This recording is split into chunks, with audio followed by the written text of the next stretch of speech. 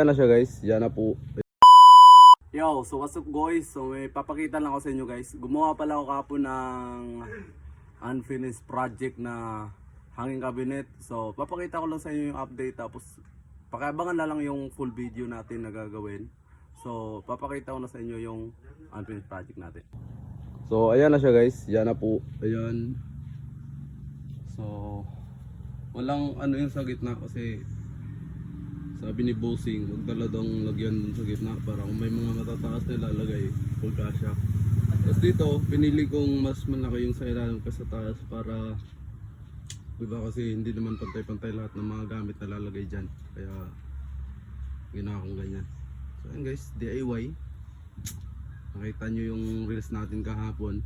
Naglalagari tayo gamit yung circular saw. So pakiabangan na lang guys yung full video nito. Popost ko siguro mga bukas or depende kung gaano tayo ka busy kasi busy tao tayo. Yan lang guys. Maraming salamat. Bye bye.